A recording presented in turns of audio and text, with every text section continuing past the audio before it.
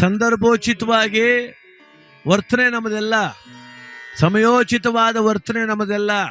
ಕಾಲಕ್ಕೆ ಬದಲಾಗ್ತದೆ. ಒಂದೇ ಥರ ಪ್ರೀತಿ ಇರುವುದಿಲ್ಲ ಪ್ರಪಂಚದಲ್ಲಿ ಯಾರಿಗೂ ಕೂಡ. ಗಂಡ ತಿರ್ಕೊಂಬಿಟ್ಟಾಗ ಹೆಂಡತಿ ಬಡ್ಕಂತವಳೆ, ನಿನ್ನಂಥ ಗಂಡ ಈ ಜಗತ್ತಲ್ಲಿ ಯಾರಿಗಾರು ಸಿಗ್ತಾನೇನಪ್ಪ? ಹೇಳೇ ಜನ್ಮಕ್ಕೂ ನೀನೇ ನನ್ನ ಗಂಡನಾಗಬೇಕು. ಚಂದ್ಕಾರು ಒಂದು ಬೈಲಿಲ್ಲ, ಒಂದೇಟು ಹೊಡಿಲಿಲ್ಲ, ನಿನ್ನ ಕಳ್ಕೊಂಡ್ ಬದುಕೋಕ್ಕಾದದ? ನನ್ನ ಮನೆ ದೇವರು ಅಂತ ನಿನ್ನ ಪಾದ ಪೂಜೆ ಮಾಡಕ್ಕೆ ಇರುನಲ್ಲಪ್ಪ. ನಡ ಮುರಿದೋಗಿ ಮೂಲೆಯಲ್ಲಿ ಮನಗಿದ್ರು ನಿನ್ನ ಸೇವೆ ಮಾಡುನಲ್ಲೋ. ಅಯ್ಯೋ ಗಂಡ, ನೀವು ಹೊಂಟೋದಲ್ಲೋ ಯಜಮಾನ ಅಂತ ಆ ಹೆಂಡ್ತಿ ಕಣ್ಣೀರು ಆಗ್ತಾ ಇತ್ತು. ನಾನು ಅನ್ಕೊಂಬಿಟ್ಟೆ, ನಿಜವಾಗ್ಲೂ ಎಂಥ ಗಂಡ ಹೆಂಡ್ತಿ ಇರ್ಬೋದು ಇವರು, ಎಷ್ಟು ಪ್ರೀತಿ ಸಂಸಾರ ಮಾಡಿರ್ಬೋದು ಇವರು ಅಂತ. ಅವೈಂದು ಸಂಸ್ಕಾರ ಆಯಿತು, ತಿಥಿ ಆಯಿತು, ತಿಂಗಳ ಕಾರ್ಯ ಮುಗೀತು. ಮೊನ್ನೆ ಬೆಳಿಗ್ಗೆ ಮಂಡ್ಯ ತಾಲೂಕು ಆಫೀಸ್ತಾವ ಅಕ್ಕ ಕವರ್ ಹಿಡ್ಕೊಂಡು ನಿಂತಿದ್ಲು. ಯಾಕವ ಎಲ್ಲಿ ನಿಂತಿದೆ ಅಂದೆ. ಅಯ್ಯೋ ನಂಗೆ ಗಂಡನ ತಿನ್ಕೊಳಕ್ಕೆ ಆತೆ ಮಟ್ಟಿಗೆ ಮಾಡಿಸ್ತೇವೆ ಹೊಂಟೋದಕ್ಕನಪ್ಪ. ನಂಗೆ ಬಂದು ಸಂಕಟ ಈಗ ಓಡಾಡ್ಕ ಮಾಡಿಸ್ತಾವ ನೀನು. ಹೋದ್ ತಿಂಗಳು ತಾನೇ ಹಂಗಂದ್ಬಿಟ್ಟು ಈ ತಿಂಗಳಿಗೆ ಬೈತಿಯಲ್ಲ ಅನ್ನೋ ಕಾಯ್ತದ. ಅವತ್ತು ಸಮಯ ಹಂಗಿತ್ತು, ಹೊಗಳ್ತಿದ್ಲು. ಎಲ್ಲ ಸಮಯದಲ್ಲೂ ಹೊಗಳುವಂಗಿಲ್ಲ, ಕೆಲವು ಸಮಯ ಎಂಥವ್ರು ತೆಗಳುವಂಗೆ ಆಗ್ತದೆ ಜೀವನ. ಅದಕ್ಕೆ ಯಾವುದೂ ಸ್ಥಿರ ಅಲ್ಲ ಈ ಪ್ರಪಂಚದೊಳಗೆ. ನಾವು ಅನ್ಕೊಂಡಿರೋದಲ್ಲ. ನಿನಗೋಸ್ಕರ ಏನು ಬೇಕಾದ್ರೆ ಮಾಡ್ತೀನಿ ಅಂತಾರೆ, ನಿಂಗೋಸ್ಕರ ಪ್ರಾಣ ಬೇಕಾದ್ರೆ ಕೊಡ್ತೀಂಗಲ್ಲ ಅಂತಾರೆ ಕೆಲವರು. ಸಂಜೆ 7ರಿಂದ ರಾತ್ರಿ 11 ಗಂಟೆ ನಂಗೆ ಅಂತಾರೆ. 11:15 ಫೋನ್ ಮಾಡಿದ್ರೆ ಸ್ವಿಚ್ ಆಫ್ ಮಾಡ್ಕೊಂಡು ಮನೆ ಕತ್ತಾರೆ ಎಲ್ಲರು. ಏನೋ ಆ ಟೈಮು ಸಂತೋಷ. ಆಗ ಅನ್ನಿಸ್ತದೆ ಪ್ರಾಣ ಕೊಡ್ತೀನಿ, ಜೀವ ಕೊಡ್ತೀನಿ, ನಿನಗೋಸ್ಕರ ಏನು ಬೇಕಾದ್ರೆ ಮಾಡ್ತೀನಿ. ಯಾರೋ ಹಬ್ಬಕ್ಕೆ ಕೇಳ್ಬಿಟ್ಟವ್ರೆ, ನಮ್ಮ ಇಂಡವಾಳವರು ನಮ್ಮೂರವ್ರಿಗೆ ಹಬ್ಬ ಕೇಳ್ಬಿಟ್ಟವ್ರು. ದೊಡ್ಡ ಹಬ್ಬ ಮಾಡಿದ್ವಿ, ಏಮ್ನ ಹಬ್ಬ ಅಂತ. ಮಧ್ಯಾಹ್ನ 1 ಗಂಟೆಗೆ ಊಟಕ್ಕೆ ಬನ್ನಿ ಅಂದವ್ರೆ, ಅವ್ರು ಬೆಳಿಗ್ಗೆ 9 ಗಂಟೆಗೆ ಹೊರಟವ್ರೆ ಊರಿಂದ. ಎಷ್ಟು MSI ಇಲ್ಲವೆ ಎಲ್ಲ ತಾವು ನಿಲ್ಸವ್ರೆ ಸ್ಕೂಟ್ರ, ಫುಲ್ ಓಡಗಾಡಿ. ಅಲ್ಲೂ ಹಬ್ಬ ದೂರ ಮುಗಿಸವ್ರೆ. ಆ ಕಡೆಯಿಂದ ಬತ್ತವ್ರೆ ಮೇನ್ ರೋಡಲ್ಲಿ. ಈ ಕಡೆಯಿಂದ ಹೋದಾಗ ಇಂಚಾರ್ ಕೂತ್ಕೊಂಡು, ರೋಡ್ ಕಿತ್ತಾಕ್ಬಿಟ್ಟವ್ರೆ ನಿಧಾಂಗ್ ನಡಿಯಪ್ಪೋ, ರೋಡ್ ಕಿತ್ತಾಕ್ಬಿಟ್ಟವ್ರೆ ನಿಧಾಂಗ್ ನಡಿಯಪ್ಪೋ ಅಂತಿದ್ದಂತೆ. ಆ ಕಡೆಯಿಂದ ಬರುವಾಗ ನಡ್ಲ ಅವ್ನು ಯಾವನ್ ಟಚ್ ಮಾಡೋ ನೋಡೇ ಬಿಡ್ತೀನಿ ಅಂತಿದ್ದಂತೆ. ಇದು ತಿಂದು ಹೋದಾಗ ಚೆನ್ನಾಗಿದ್ದು ಅವ್ನಿಗೆ ಹತ್ತಿನ ಬರೋದಕ್ಕೆ ಅದು ಯಾವ ಪವರ್ ಬಂದ್ಬಿಡ್ತು. ಟಚ್ ಮಾಡಿಬಿಡ್ಲಿ ನಮ್ಮ ಗಾಡಿ ಅವ್ನು ಯಾವನಾರ ಅಂದ.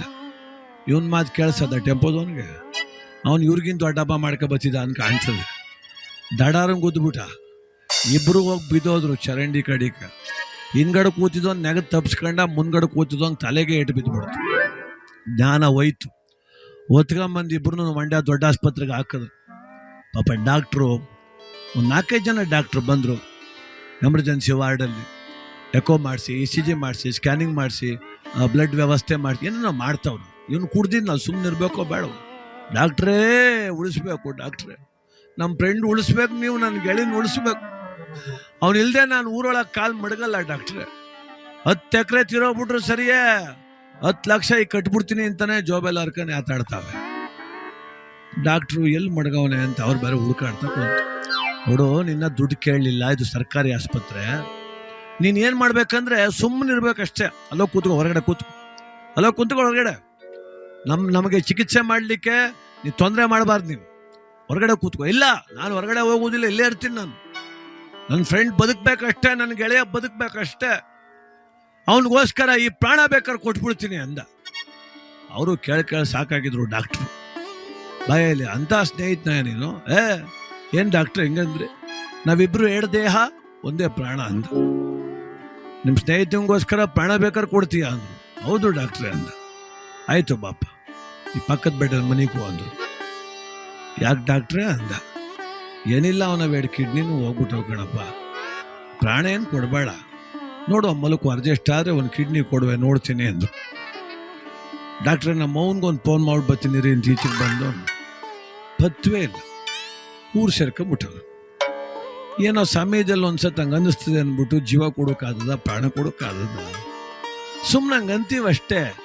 ಸಂದರ್ಭ ಕೆಲವು ಸಲ ತುಂಬ ಒಳ್ಳೆಯವರು ಅನ್ನಿಸ್ತದೆ ಸಂದರ್ಭ. ಎಂಥ ಸ್ನೇಹಿತ ಕೆಟ್ಟವನಾಗ್ಬಿಡ್ತಾನೆ ಒಂದೊಂದು ಮಾತಾಡಿ.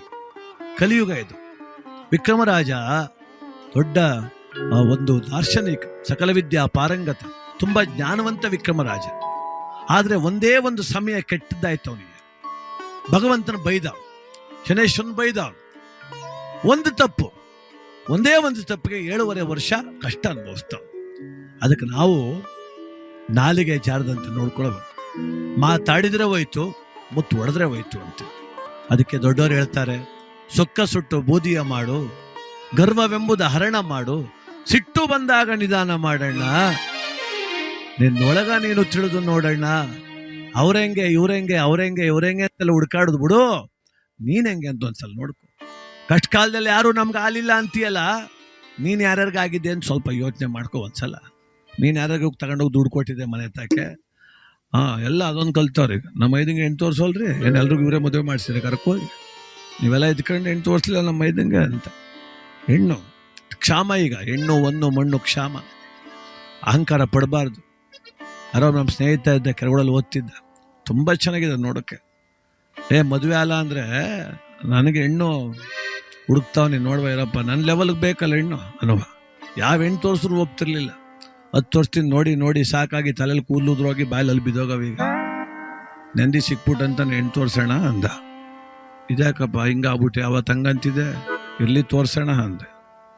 ಗಂಡ್ಸತ್ತೋಗಿದ್ರು ಆಯ್ತಿನ ಕನ್ನಡ ಅಂತಾನೀಗ ಸ್ಥಿತಿಗೆ ಬಂದವ. ನನಗೆ ಅಹಂಕಾರ ಇಳಿಸ್ತದೆ ಈ ಪ್ರಪಂಚ.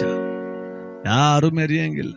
ನಾ ದೊಡ್ಡವನು ಅನ್ನಂಗಿಲ್ಲ, ನಾ ದುಡ್ಡು ಮಡಗಿಯವನೇ ಅನ್ನಂಗಿಲ್ಲ, ನಾ ಸೌಂದರ್ಯವಂತ ಅನ್ನಂಗಿಲ್ಲ, ನಾ ಪದ ಆಡಾಕ್ಬಿಡ್ತೀನಿ ಅನ್ನಂಗಿಲ್ಲ. ಎಲ್ಲಿ ಗಂಟ ಅವಕಾಶ ಕೊಟ್ಟವನ ಭಗವಂತ ಅಲ್ಲಿ ಗಂಟ. ಮೊನ್ನೆ ಯಾರೋ ಜಗಳ ಆಡ್ಕೊಂಡು ನನಗೂ ಅಂದರು, ಅದೆಷ್ಟು ಗಂಟ ಆಡಿಯೇ ನಾನು ನೋಡ್ತೀನಿ ಅಂತಾನೆ. ಅಲ್ಲ, ಪ್ರೋಗ್ರಾಮ್ಗೆ ನಾನು ಒಪ್ಕೊಂಡ ಮೇಲೆ ಬಾ ಅಂದರೆ ಹೆಂಗಪ್ಪ ಹೋಗೋದು? ಇರಲಿ, ನಮ್ಮ ತಾಯಿ ಕಾರಿಗೆ ಬರ್ದೇ ಹೋದೆ, ಅದು ಎಲ್ಲಿ ಗಂಟ ಆಡಿಯೇ ನಾನು ನೋಡ್ತೀನಿ ಅಂದ. ನಾನಂದೇ ಎಲ್ಲಿ ಗಂಟ ಆಡನೆ, ನನಗೂ ಯಾರ ಬಂದು ಆಡು ಗಂಟೆ ಆಡ್ತೀನಿ ಕಣ್ ಹೋಗಪ್ಪ ಅಂತ. ನಮಗೂ ಯಾರ ಬಂದು ಹೇಗೆ ಮರಿಯಲ್ಲಿ ಉಮೇಶ ಅಂದ್ರೆ ಮುಗೀತು ನಮ್ಮ ಕತೆ ಅಷ್ಟೇ. ಅದರಿಂದ ಅಹಂಕಾರವನ್ನು ಬಿಟ್ಟು ನಿರಹಂಕಾರಿಯಾಗಿ ಬದುಕೋಣ.